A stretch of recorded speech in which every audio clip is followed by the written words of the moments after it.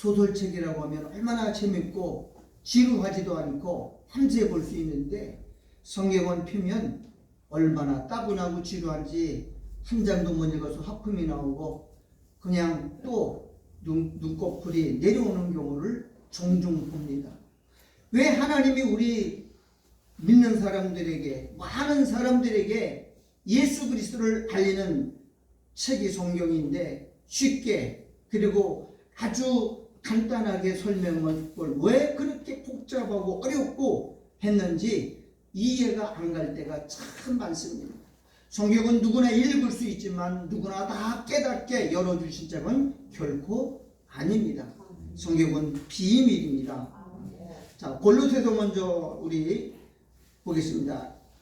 이제 너희를 위하여 받는 괴로움을 기뻐하고, 이게 바울이 말이죠. 바울은 고린도 교회, 다른 골로새 교회를 향해서 내가 너희들 때문에 받는 괴로움, 감옥에 갇히고 매를 맞고 굶주리는 것 기뻐한다고 그랬어요. 왜? 장차받을 영광을 생각하면 비교할 수가 없기 때문이겠죠. 그리스도의 남은 고난, 이 그리스도의 남은 고난을 그의 몸된 교회를 위하여 내 육체에 채우느라. 내가 교회 일꾼 된 것은 하나님이 너희를 위하여 내게 주신 경륜을 따라 하나님의 말씀을 이루려 함이니라. 여러분, 교회를 세우는 것은 뭐냐면 하나님의 말씀을 완성하려고 그러는 거예요. 머리신 그리스도는 모든 지혜와 능력과 힘과 권세와 능력을 당신이 하는 게 아니라 몸인 교회를 통해서만 일하는 거예요. 머리는 일하는 분이 아니고 머리는 계획하는 것이고 지시하고 명령하고 그리고 전달하는 거예요. 움직이는 건 뭐 하는 거예요? 머리에서 등이 가렵다 그러면 손을 움직여서 등을 긁어야 되고, 다리가 아프다 그러면 다리를 주물르는 건 다 손과 발이 몸이 하는 것이지 그리스도는 일하는 분이 아닙니다. 그래서 교회를 통해서만 당신의 모든 계획을 이루어 가십니다. 여러분, 마귀는 하나님을 대적할 수가 없기 때문에 지금 마지막 때가 된 것을 마귀가 알아요. 이제 자기가 심판받을 줄도 알아요. 그래서 하는 일이 뭐냐? 교회를 전부 파괴시키는 거예요. 교회를 초토화시키는 겁니다. 교회를 완전히 쑥대밭 만드는 거예요. 교회를 다 짓밟아 무너뜨린 거예요. 지난 3년 동안 코로나 기간 동안 개척교회가 15,000개가 다 죽어버렸어요. 다 문 닫았어요. 그리고 지금 금리를 조금씩 올리면서 대형 교회들이 전부 쓰러지고 있어요. 은행빚이 얼마나 많은지 은행빚을 감당하지 못해서 경매로 나온 대형 교회들이 인터넷 사이트에 들어가면 수두룩합니다. 수백 건 있어요.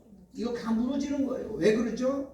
마귀는 교회가 무너지면 예수님이 일할 수 없다는 것을 너무 확실하게 아는 거예요. 그러나 성령께서 세우신 교회는 결코 무너지지 않습니다.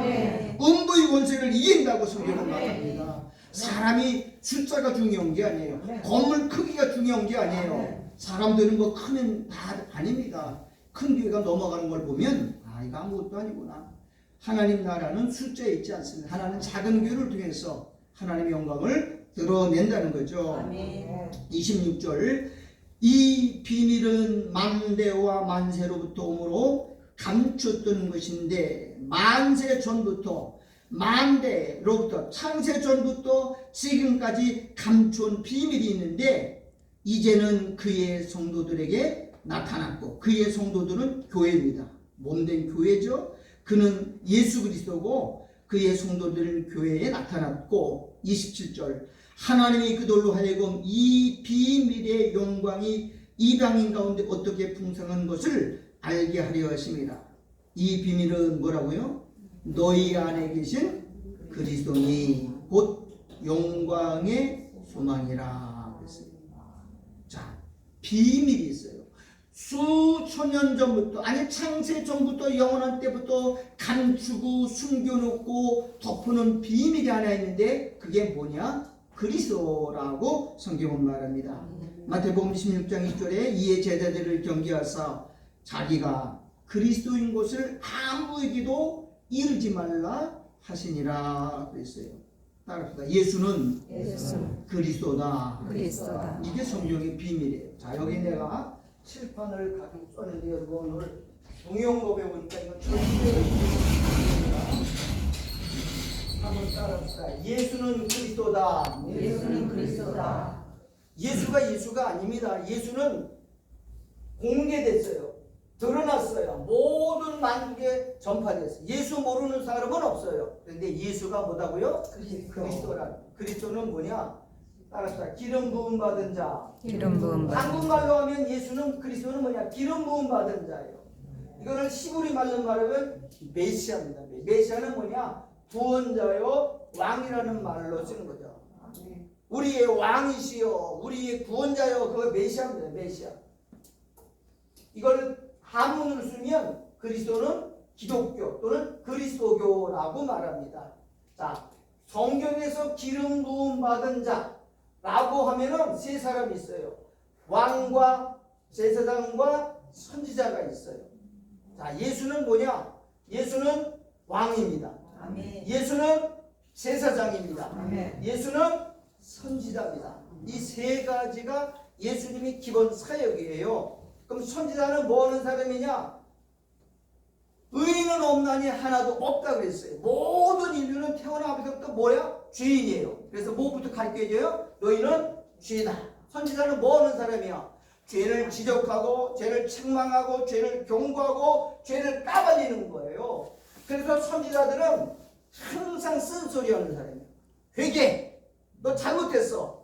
너 하나님의 저주가 임해. 그러니까는 선지자는 물론 책망하고 경고하고 경책하고 그러다가 거기다가 내맞아 죽어요. 예수님은 왜 십자가에 죽으셨죠? 유대인들의 죄를 지적하다가 이 독사의 새끼들아 화 있을진저 그러다가 보니까 자기들은 율법을 지켜서 의인인데 우리는 죄 없는데 자꾸 지적하니까 예수님을 죽인 겁니다. 선지자들은 항상 매맞고 왕따 당하고 조리돌림 당하고 결국 죽는 거예요. 왜요? 선지자는 예수님이 선지자직이잖아요. 왜 왔어요? 회개하라고, 돌이키라고. 사람들은 자기가 죄인인 걸 감추라 그러려고 덮으려고 그러지 지적하는 소리를 듣기 싫어해요. 여러분 잔소리 좋아하는 애가 어디 있어요? 너 공부해 그러면 짜증내고 신경질 나잖아. 애들 마음대로 놀고 싶고 마음대로 놀고 싶은데 너 성적이 왜 공부해? 너 그러면 대학 가겠어? 그러면 애들이 전부 싫어하는 거예요. 인간 본성이 그래요. 근데 성경은 이렇게 말해. 따라서 의인은 없나니 의인은 없나니 하나도 없다. 하나도 없다. 모두 죄인이라는 거예요. 그래서 선지자가 와서 책망 경고하면 선지자를 다 대적합니다. 그러니까 예수님이 왜 죽었어요? 선지자이기 때문에. 회개하라. 이 독사의 새끼들아 화 있을진저. 서기관과 바리새인들이요. 그러니까 그들은 의인이고 그들은 거룩한 줄 알았는데 책망받으니까 예수님을 십자가에 죽은 게 선지자들이야. 그러니까 선지자들은 얼마나 힘든지 몰라. 이사야 선지자가 그렇게 죽었고 에레미야가 톱으로 쳐 죽었고 많은 선지자들이 다 죽었던 이유는 뭐냐? 죄를 지적해서 그래요. 요즘 한국교회에서 죄가 사라졌잖아요. 회개란 말 안 하잖아요. 왜 그래요? 선지자들 보면 안 좋아. 왜? 축복받아야 되고 성공해야 되고 형통해야 된다고 하기 때문에 큰 교회가 부흥하는 거예요. 여러분 개척교회는 그런 거 안 합니다. 회개하라. 독사의 새끼들아. 이 못된 놈들아. 그리고 회개시켜야 돼요. 자, 그래서 선지자가 뭐냐? 알파야. 예수님이 초림 사역은 전부 뭐는 거야?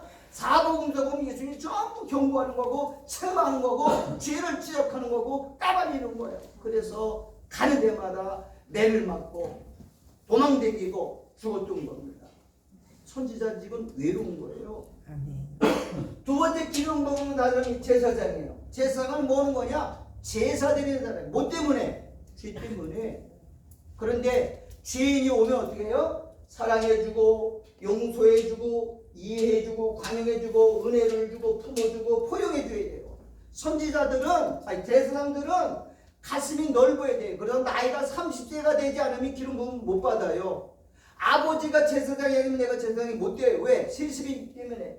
이미 제사장이 되는 거는 뭐냐? 남을 이해해야 돼요. 인간의 연약함을 다 받아줘야 돼요. 성도들이 아파하고 괴로우면 그거 다 용납해야 돼요. 어떻게 충주에 있을 때 토요일날 금요일날 충주에 있는데 아는 분이 너무 괴로운 거야. 너무 힘든 거야. 술을 먹고 전화했어. 술 먹다가 야 형님 나 술 한 잔만 먹을게 안 돼. 그랬더니 안 먹으면 죽을 것 같아. 나 이대로 죽을 것 같아. 그래서 한 잔 먹으라고 내가 허락을 했어. 그리고 먹더니 자기 목사한테 전화를 하겠대. 그거 한번 해라. 그러니까 내 앞에서 전화를 했어. 그랬더니 그 목사가 그러더라고. 집사님 술 먹어서는 나는 대화 안 합니다. 술 깬 다음에 만납시다. 그래서 전화를 탁 끊더라고. 여러분 오죽 답답하면 술 먹고 전화하겠어요. 오죽 힘들면 그러겠어요. 여러분 병원에서 전화 오는 걸 안 받으면 병원은 걸립니다. 왜? 지금 어떤 환자가 위급한지 어떤 사람이 생겼는지 안 하면 그건 구속감이에요. 근데 병원에서 안 받아도 육신의 질병 문제도 안 받아도 구속인데 그래서 병원의 응급실은 전부 녹음이 되는 거예요. 왜? 만약에 긴급 전화 왔는데 안 받고 조치 안 하면 구속입니다. 더군다나 육신을 그래도 담당하는 병원도 그렇다면 영혼을 책임지는 목사는요 24시간 새벽에도 전화를 받아야 되는 거예요. 근데 술 먹었다고 전화를 안 받더라고. 그래서 이 사람 가짜다 내가. 응? 오죽 답답하면 자기 부인한테 지금 집에도 못 들어가고 형 나 집에 못 들어간 지 일주일 됐어요. 왜 그러냐? 이혼하자요. 그래가지고 너무 힘든 거야. 응? 예수를 오래 믿었어. 근데 술 담배를 못 끊어서 아내가 권사님인데 새벽기도 매일 나가는 분인데 병원에도 가보고 허약도 많이 받아보고 그러는데 이게 사회적인 신분이 높은 사람이에요. 하림이라고 하는 큰 회사의 중역입니다. 연봉이 1억 4천만 원이야. 그러니까 한 달에 1,000만 원 이상을 버는 사람인데 남한테는 잘해요. 가면 직원들에게 그냥 베풀고 술 사주고 밥 사주고 인기는 짱인데 아내에게는 빵점이야. 그러니까 이혼하자고 통보를 받아가지고 그런 거야. 여러분 제사장은 다 용납해야 돼요. 어떤 사람이 요구해도 만나줘야 되고 성도는 이 세상에 살기 때문에 얼마나 고민이 많고 얼마나 걱정이 있고 얼마나 문제가 많아요. 그걸 사랑과 용서, 관용 품어주고 그래야 제사장이 되는 거예요. 그래서 어린아이는 안 되는 거예요. 술 먹었다고 전화 안 받고 바쁘다고 전화. 그럼 목사를 내려놓던가. 여러분 목사는 성도들을 다 품을 수 있어야 됩니다. 왜? 하나님의 마음을 가졌기 때문에. 그렇다고 목사가 다 넓은 건 아니에요. 비록 내가 만나고 싶지 않아도 만나줘야 돼요. 어떤 상담도 받아줘야 돼. 이게 제사장이에요. 제사장은 뭐 하는 사람이냐? 용서해 주는 거예요. 죄의 문제를 대신 해결해 주는 거예요. 그래서 예수님이 우리를 다 어떻게 했다고요? 따라 품어주고 용서해주고 사랑해 준 거예요. 우리가 의로도 사랑해 준 게 아니에요. 예수님이 제사장 기름 부음 받은 제사로 왔기 때문에. 그 왕은 뭐 하는 사람이냐? 다스리는 거야. 통치하는 거예요. 우리를 간섭해서 원래의 상태, 처음 창조한 모습으로 회복시키는 거예요. 그래서 이걸 알파라 그리고 초림 띄우셨고 마지막 오메가. 예수님 마지막에 오시는 재림 때는 예수님 뭐로 오세요? 만왕의 왕으로 오셔요. 그동안 너희는 우리 눈물 다 씻겨주시고 상처 다 싸매주시고 병 다 고쳐주시고 회복시켜서 천년왕국 데려가는 거예요. 지금 우리는 왕으로 오시는 예수님은 이건 뭐예요? 이건 선지자고 이건 알파고 이거는 시작이고 이건 예수님 재림 때는 뭐예요? 왕으로서 오메가 그게 뭐 시작과 끝이에요. 우리가 지금 그걸 기다리는 거잖아요. 자, 예수는 뭐라고요? 그리스도다. 자, 보세요. 죄의 문제를 해결하는 사람을 구원받은 사람이라고 그러고 이 사람의 모인 공동체를 교회라고 그래요. 제사장들은 뭐냐? 교회를 다스리는 사람을 제사장이라 그래요. 그러면 왕은 뭐 하는 거냐? 새로운 나라를 건설하고 이 세상 나라를 따라서 심판하고 세상을 멸하고 세상 임금 사단을 어떻게 해요? 발로 밟아서 심판하는 거예요. 그래서 이 왕은 정확히 말하면 심판자입니다. 따라합시다. 구원자, 심판자. 그래서 성경은 구원과 심판을 합니다. 손바닥 앞면은 구원이고 뒷면은 심판이에요. 양면성이 있는 거예요. 복음은 뭐냐? 알파 오메가, 구원과 심판을 다 통틀은 걸 교회라 그러는 거예요. 여러분, 예수 믿는 사람이 이거 모르면 가짜입니다. 따라서 예수는 그리스도다. 예수는 선지자다. 죄 문제를 처리하기 위해서 죄 문제를 지적하러 와서, 두 번째, 예수는 제사장이다. 예수님은 우리의 모든 문제, 어떤 죄도 다 용납할 수 있고 품을 수 있고 용서할 수 있는 분이고, 예수는 결국 우리 의롭게 만들어 어느 나라, 하나님의 나라, 천연왕국에 데리고 갈 우리의 왕이시라는 거. 이게 예수님의 그리스도입니다. 그리스도는 비밀이다. 오늘 본문의 이야기가 바로 그겁니다. 예수는 비밀입니다. 만세와 만대로부터 숨겨놓고 덮어놓고, 예수는 알지만 예수가 그리스도인 줄 모르는 예수 믿는 사람들이 얼마나 많은지 몰라요. 내가 목사들을 가르치는 벌써 15년이 넘었는데 목사들에게도 이 그리스도를 몰라요. 예수는 그리스도라고 말합니다. 사도행전 2장 36절 제가 읽으에 따라, 그런즉 이스라엘 온 집이 정령할지니 너희가 십자가에 못 박은 이 예수를 뭐로 만들었다고요? 하나님이 주와 그리스도가 주는 구원주, 우리를 죄에서 건져내는 구원자가 되게, 그다음에 그리스도가 되게 하셨느니라. 그런데 그리스도가 바로 뭐냐? 심판자. 아멘. 이 세상 나라를, 사단의 나라를 심판하고 세상 인간 마귀를 발로 밟아서 심판 지옥에 보내고 영원한 나라, 다시는 망하지도 않고 없어지지 않는 영원한 나라를 세우려고 지금 그리스도로 다시 오신다는 겁니다. 그렇기 때문에 성경은 절대 사람이 이해할 수가 없어요. 그래서 성경은 안 믿는 사람들은 성경을 아무리 연구해도 모릅니다. 왜냐하면 성경은 성령의 감동으로 기록했어요.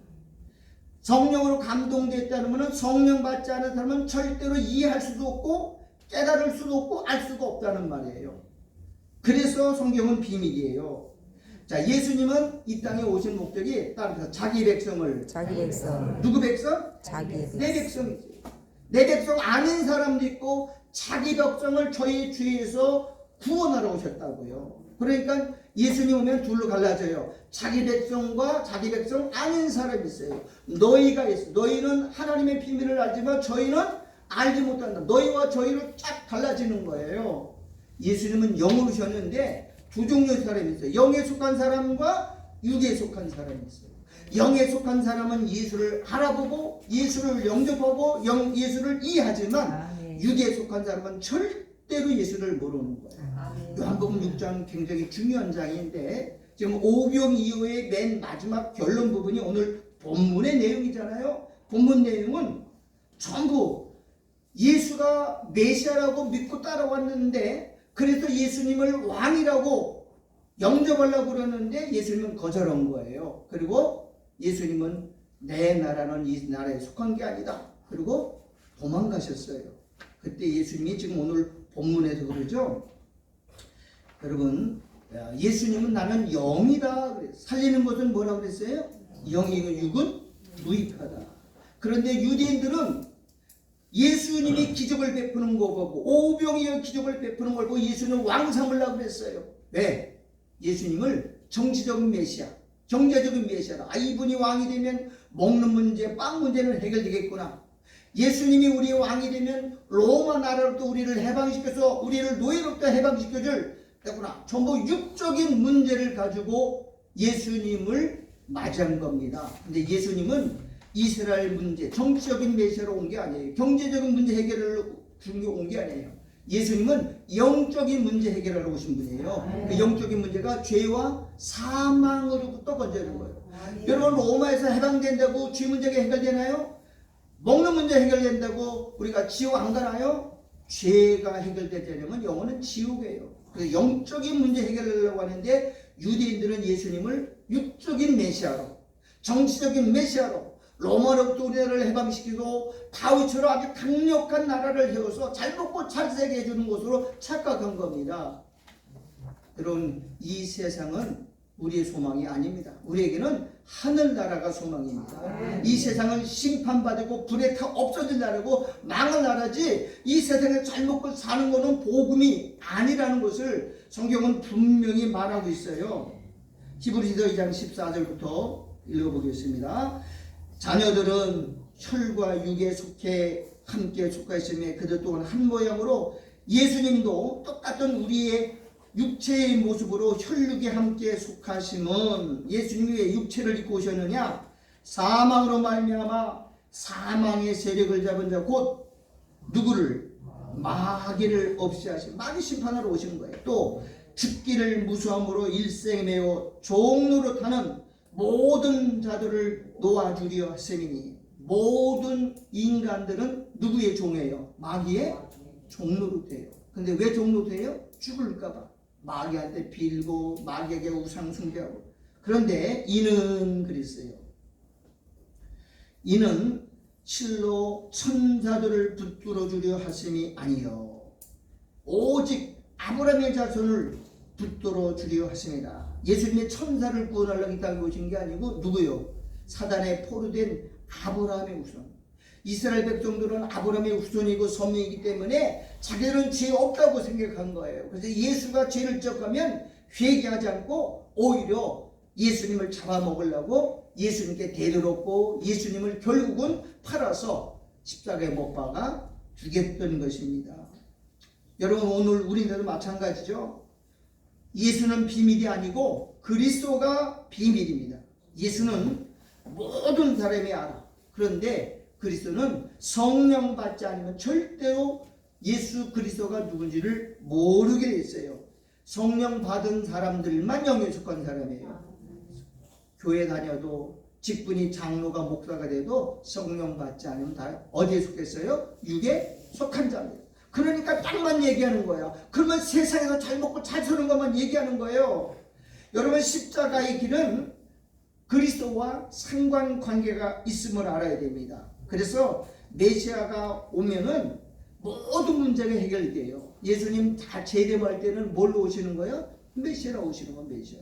그래서 우리 죄 문제 다 끝내고 우리를 다 용서해 줄 뿐만 아니라 사단의 모든 문제를 다 끝내고 다시는 죽음이 없고 다시는 고통과 아픔이 없는 영원한 하나님 나라를 세우기 위해서 이 땅에 오신다는 겁니다.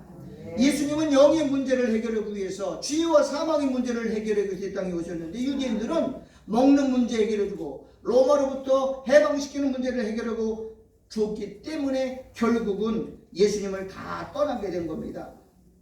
육은 로마에서 해방되는 것이 소원이지만 영은 죄와 사망의 문제를 해결해야 됩니다. 로마는 눈에 보이는 정부입니다. 그러나 예수님은 이 땅에 전혀 관심이 없어요. 예수님이 세우는 나라는 하나님 나라입니다. 너희는 먼저 그의 나라와 그의 의를 구하라 그랬지. 그래서 우리가 이 땅에 사는 것은 영적인 권세입니다. 예수 믿는 사람들은 전부 하나님의 택한 백성인데 마귀에게 속해 있어요. 그래서 그걸 건지려고 예수님이 오신 겁니다. 여러분, 요한복음 7장 49절 보면 율법을 알지 못하는 이 무리는 저주를 받은 자로다. 유대인들은요, 자기들은 의인이라고 생각했어요. 죄인이라고 하면 저 세리와 창기들이 죄인이고 저놈들이 지옥 갈 사람이, 우리들은 율법을 지켰기 때문에 아주 거룩하고 우리는 죄 없다고 생각했던 게 유대인들이에요. 여러분, 율법을 준 목적은 율법을 지키라고 준 게 아니라 너희가 죄인이라는 것을 알게 하기 위해서 율법을 성경을 주어줬다 그랬죠. 근데 이 아브라함, 자기들은 아브라함의 후손이고 선민이고 율법을 지키기 때문에, 근데 성경을 잘못 육으로 이해한 거예요. 여러분, 성경은 문자적으로는 다 망해요. 성경을 문자적으로 해석해서 망한 나라가 유대인들입니다. 성경은 다 영적인 겁니다. 땅의 말을 이야기한 거예요. 하늘의 것을 말한 거예요. 살리는 것은 영이라고 했지 육은 다 망한다고 그랬어요. 지금도 많은 목사님들이 육적으로 해석을 해요. 육적으로 보면 다 망하게 되겠어요. 여러분 땅에 씨 뿌리는 거 농사 짓는 거 말하는 거 아니잖아요. 씨는 하나님의 말씀이고요. 땅은 우리 마음이라고 했고 공중의 새가 먹는 거 사단이라고 했고 성경을 전부 영적으로 해석해서 육적으로 해석해서 망하는 사람들 특별히 예언서는 더 그래요. 예언서는 전부 영적으로 해석해야죠. 여러분 선지자들은 뭐 하는 사람이냐? 하나님이 환상을 보여주는 거예요. 환상은 이 세상 나라가 아니라 하늘나라의 세계를 잠깐 컷을 보여주는 거예요. 그걸 사람들이 해석하려고 못하잖아요.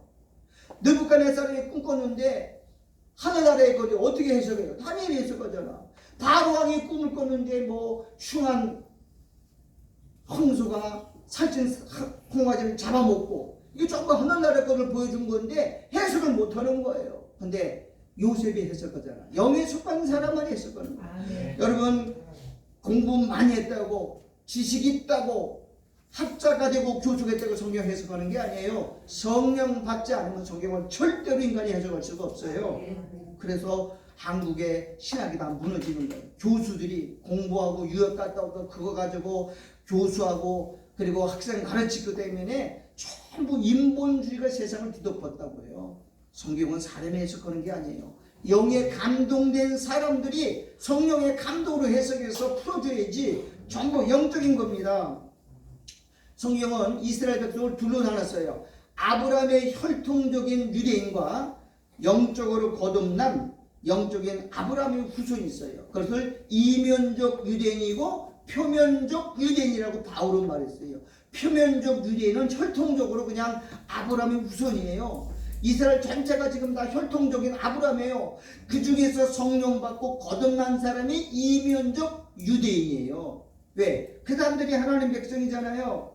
육적 이스라엘이요. 그 사람들은 그냥 혈통으로만 내려온 사람이 육적 이스라엘이고 영적 이스라엘. 이스라엘은 두 나라가 있어요. 북이스라엘 왕국은 뭐냐? 육적 이스라엘이요. 남유다 왕국은 영적 이스라엘이에요. 근데 북쪽 이스라엘은 완전히 망해서 아수르의 군대에 끌려가서 포로에서 다시는 해방되지 않았어요.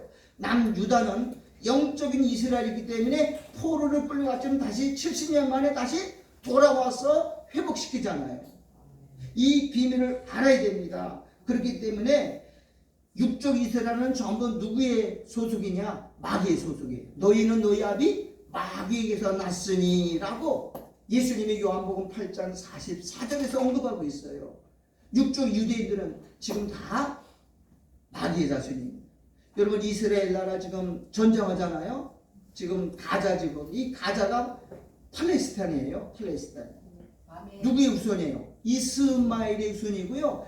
유대인들은 이삭의 후손이야. 형제끼리 싸우는 거야. 이스라엘과 이삭의 싸움이에요. 에서와 야곱의 싸움이에요. 이 싸움은 끝나지 않아요. 죽을 때까지 끝나지 않아요. 그럼 왜 두 나라를 하나님이 이렇게 만들어내느냐? 이 두 나라를 대립해서 하나님의 메시아로 와서 저 이스마엘 애굽 사람 에서의 후손을 다 멸하고 택한 백성만 건지기 위한 하나님의 계획 속에 이루어지는 거예요. 영적 신자는 이 땅을 구하지 않아요. 하늘에 속한 것을 구합니다. 그래서 그 나라, 어느 나라, 하나님 나라를 구하고 하나님의 우위를 구하는 게 이게 예수 믿는 사람의 특징이에요. 이 땅은 점점 가면 갈수록 경제가 어렵습니다.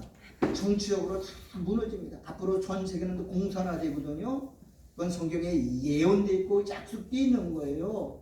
어차피 한 사상으로 보여요. 그런데 시편 33편 10절에 보면 하나님은 열방의 도물을 무효화시키고 모든 사상을 무효화시킨다고 그랬어요. 앞으로 주체사상, 공산주의 이론 이거 다 무너져요. 다 해체시켜요 하나님이. 그리고 하나님을 아는 지식이 온 땅에 충만케 하실 때가 곧 가까이 오는 거예요.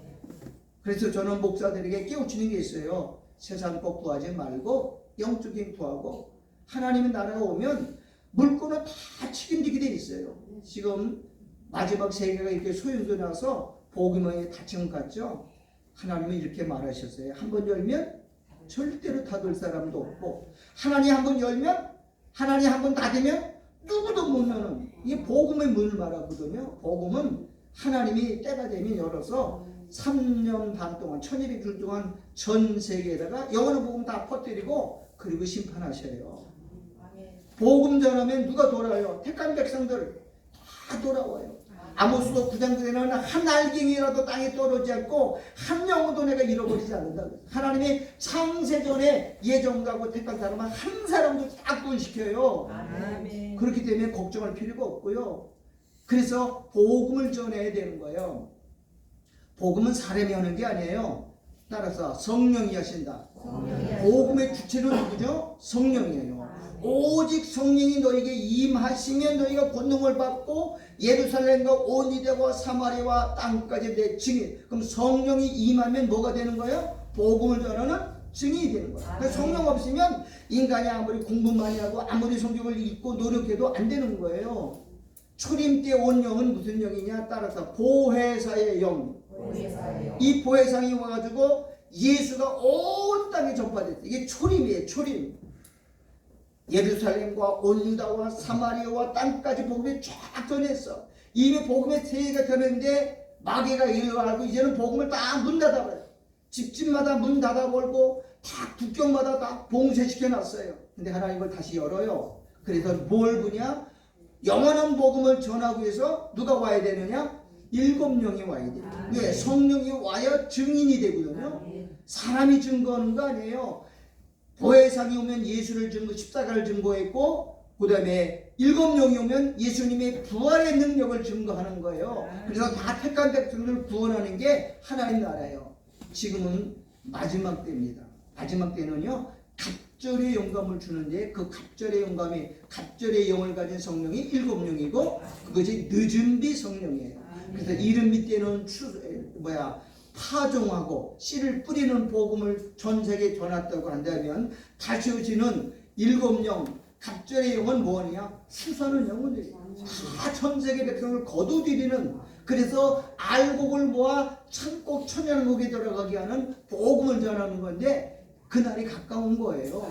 조금 있으면 7명이 오면요 하나님이 택한 기름 부음 다 일으켜 세워서 국경을 다 열어서 1260일 각 나라 족속 방언 백성 임금들에게 영원한 복음을 다시 증거하라 한다 그랬어요. 다시란 말은 두 번째란 말이에요. 이게 그리스도의 오메가입니다. 이스라엘 백성은 아시아의 서쪽 끝에 있고요, 한국은 아시아의 동쪽 끝에 있어요. 이스라엘과 유대인은 한 민족이고 한 형제입니다. 이스라엘을 통해서 초림의 예수, 메시아 초림을 영접하게 하셨고, 한국을 통해서 재림의 예수, 마지막 복음을 영접하고, 여러분 재림 복음은 한국에 있어요. 제가 지난 우리 노예 목회자들 축사할 때 그런 얘기 했어요. 하나님이 지금 한국을 띄우고 있죠? 아멘. 전 세계 우리 한국을 모든 민족이 알리고 있어요. 지금 K-팝 전 세계 방탄소년이 뜨면 막 청년들이 막 미쳤어 미칠 정도 막 몰려오는 거예요. 하나님 왜 그러죠? 우리나라가 별로 그렇게 잘 유명한 나라 아니잖아요. 근데 K-팝만 뜨면 전 세계가 요동해요. K-드라마. 와, 이 한국 드라마에 베트남, 일본, 저기 동남아시아는요 한국 드라마에 너무 빠져버렸어요. 심지어 2부까지도요 죽어서 잡혔을 때 USB에서 한국 드라마 좀 무조건이에요. 한국 드라마 그 간부들도 한국 드라마가 요즘 USB 있잖아요. 그거 거기에다가 이북에서 많이 북한으로 넘어가는데 그거 가면 걸리잖아요. 그러니까 여기서 다 포맷해도 빈곡을 가지고 가요. 거기다 복구해가지고 다시 그다 걸리면 그 하나 좀 그냥 석방이야. 이북에도 지금 이 K 드라마가 한국 드라마가 온 세상을 뒤덮고 있습니다. K 음식, 한국 내가 이거 지난번에 얘기했는데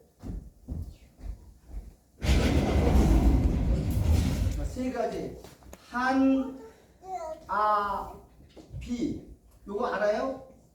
혹시 아는 사람 있나요? 세계에서 제일 아름다운 언어, 아름다운 글이 한국어입니다. 2023년 금년도 8월 달에 태국 방콕에서 세계 27개국 나라가 모여가지고 가장 우수한 언어가 어느 나라인지 시험했는데 한국어예요. 아멘. 한국어는요, 말하는 즉시 컴퓨터, 스마트 금방 입력되는데 중국어로 한자로 하려면은 7배나 시간이 걸리고요. 일본말도 그렇고 영어도 그렇고 한국말이 제일 우수화되는 거예요. 그래서 이번에 27개국에 모여가지고 각국에서 한국어를 제2 외국어로 택한 나라가 많고요. 유엔에서 나라가 없는, 언어가 없는 민족에게 추천하는 말이 한국어예요. 지금 전 세계에서 5개 나라가 한국어를 사용하고 있어요. 공식 언어로. 세계에서 제일 과학적이고 제일 배우기 쉬운 언어가 한국말이에요. 한국말은 표현하지 못하는 말이 없고 단어가 없어요. 중국말은 꿀꿀이 해야 돼. 말이 안 돼요. 꿀꿀을 못해요. 중국말은 뭐라고 해야 돼? 여러분 코카콜라를 가구가구 그러잖아. 그게 안 되기 때문에. 영어도 안 되고 일본도 안 돼. 근데 한국어는 엉금엉금 팔딱팔딱 이런 걸 다 우리의 태도와 언어를 다 소리로 낼 수 있는 게 한국어야. 그러니까 세계에서 제일 우수한 말이 한국어예요. 세계에서 제일 아름다운 노래가 아리랑입니다. 아리랑은 전 세계에서 다 공용으로 돼 있어요. 미국, 캐나다에서는 아리랑의 찬송가에 들어가 있어요. 세계에서 제일, 이거는 유엔이 선정한 거예요. 세계에서 제일 맛있는 음식이 한국의 비빔밥이에요. 비빔밥. 전주 비빔밥. 전주 가서 비빔밥 먹어보세요. 반찬이 12가지야. 12가지. 한국을 하나님이 띄우는 이유가 있다니까. K방산, 우리 한국의 무기가 지금 이스라엘에서도 맹위를 떨쳐 있고요. 전 세계에서 한국의 무기를 지금 얼마나 많이 수입하는지 몰라요. 하나님 왜 이렇게 해요? 한국 음식, 아프리카 가면은 라면, 한국에서 제일 인기 있는 게 세계에서 제일 많이 팔린 과자가 뭐냐? 초코파이입니다. 몇 개 팔린지 아세요? 155개를 팔았어. 세계에다가. 지구상에서 제일 많이 인기가 있는 게 이 초코파이예요. 왜 하나님이 이렇게 한국을 이렇게 우수하게 띄우고 자랑하는 이유가 딱 하나 있어. 따라합시다. K선교. 영원한 복음. 마지막 전하고에서 하나님이 그렇게 한 가지밖에 없어요. 아멘. 마지막에 복음은 한국이 가지고 있어요. 대한민국이 최대의 복음을 갖고 있기 때문에 이가 문이 열리면 이 복음 전하고 예수님 이 땅에 오시면 이 산 끝나요. 그러기 전에 하나님 한국에 물질을 줄 겁니다. 한국에 어마어마한 물질. 세계 열방의 모든 재물이 흑암 중의 보화와 은밀한 곳에 숨은 재물을 너에게 주겠다고 이사야 45장 3절에 말하고 있고요. 내가 모든 열방의 재물을 에바와 미디안과 에바의 모든 재물을 다 모아 보내주겠다 그랬어요. 뭐 하느라고? 우리가 땅에 잘 먹고 잘 살려고 하는 게 아니라 복음 전하고 있어. 앞으로 복음 전하는데 하나님 물질 어마어마하게 줄 거예요. 옛날 복음은 가난하게 했어요. 지금은 그렇잖아요. 예를 들면 저기 중국 가면 중국에서 제일 큰 호텔을 하나를 빌리는 거야. 한 달 동안 빌리고 모든 사람들을 더다 놓고 먹고 지어주고 매일 복음만 전하면 일주일만 전하면 다 회개하고 돌아와요. 그게 복음 전하는 마지막 길이에요. 하나님이 이 땅에 심판하게 되면 모든 물질을 다 불태워버리고 종이 쪼개게 돼요. 금은보가 다 쓰레기예요. 그러기 전에 그 귀한 돈을 뭐에 쓰시냐고요? 복음을 쓰려고 예배했어요. 시간이 많이 갔는데, 자, 여러분 성경은 잠언 20장 10절에 이렇게 말해요. 보는 눈과 듣는 귀는 듣는 귀와 보는 눈은 누가 지은 거라고요? 여호와의 지으신. 이스라엘 백성들은요, 이사야 서절을 보내면서 얘기했어요. 너희는 봐도 보지 못하고 들어도 듣지 못하고 깨닫지 못할 것이다. 아니 선지자를 보내면 조근조근 잘 설명해서 이해하도록 가르쳐야 되잖아. 하나님이 이제 내가 누구를 보내며 누가 나를 위해서 갈까? 그랬더니 이사야가 내가 여기서 나를 보냈어. 그래. 너 가서 이렇게 말해라. 너희들은 눈이 있어도 보지 못하고 귀가 있어도 듣지 못하고 마음으로 깨닫고. 아니 그게 무슨 말이에요? 너희들은 안 된다. 너희들은 아무리 눈과 귀가 있고 마음이 있어도 깨닫지 못한다는 거예요. 육으로는 예수를 절대 모른다는 거예요. 얼마나 멍청한 거야. 유대인이 그래서 망했잖아. 지구상에서 제일 IQ가 높은 사람이 이스라엘이에요. 세계 노벨상을 싹 쓰는 게 이스라엘이에요. 이스라엘은 세계에서 제일 IQ가 높은 나라인데 106이에요. 한국도 106이에요. 그런데 제일 똑똑한 사람들이, 제일 우수한 민족이 예수를 몰라보고, 그렇게 똑똑해도 예수를 몰라보는 거예요. 왜? 예수를 보는 눈은 누가 열어줘야 돼요? 하나님이 열어줘야 돼요. 아멘. 영을 열어놔야, 영혼을 열어야 볼 수 있고요. 아멘. 귀를 열어야 하나님 말씀이 들려지는 것이지, 사람의 힘으로 예수를 알 수가 없다고 성경은 못 박아놨어요. 여러분, 교회 다니는 것도 영적인 신자가 되어야 됩니다. 아멘. 그래야 예수를 바라지, 육적인 거는 아무것도 없어요. 이 땅에 살고 살다가 지옥 가면 무슨 소용이 있어요? 우리는 하늘의 신령한 백성들입니다.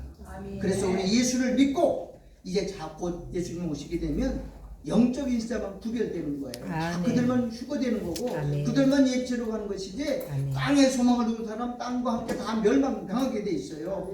오늘 예수님이 그러죠. 너희도 가려느냐 그랬어요. 제자들에게. 그랬더니 그 수많은 사람이 다 떠났어요. 왜? 예수를 육적인 메시아로, 정치적인 메시아로 들은 다 떠났어. 그랬더니 예수님이 제자들이 이렇게 말해. 뭐가 있다며? 영생의 말씀이 어디 계시매? 여기 계시매. 몇 절에 있습니까? 거기 68절에 있어요. 시몬 베드로가 대답하되, 시몬 베드로가 12제자의 수제자고 대표이기 때문에 그러죠. 주여, 영생의 말씀이 계시매 우리가 누게로 가오리까. 그 다음에 70절, 60절 다 같이 읽어봅시다. 시작. 우리가 주는 하나님의 거룩하신 줄 믿고 알았다라고 고백합니다. 그렇습니다. 예수는 육적인 게 아닙니다. 예수는 그리스도로 이 땅에 오셨어요. 아멘. 그래서 육적인 문제 해결하고 온 게 아니라 영적인 문제를 해결해서 다시는 죽음도 고통도 없는 하나님의 형상가제로 영원히 사는 그 나라를 세우려고 이 땅에 오세요. 그분을 믿고 그분을 알고 섬기는 저와 여러분 되기를 주의 이름으로 축원합니다. 아멘. 기도하겠습니다. 하나님.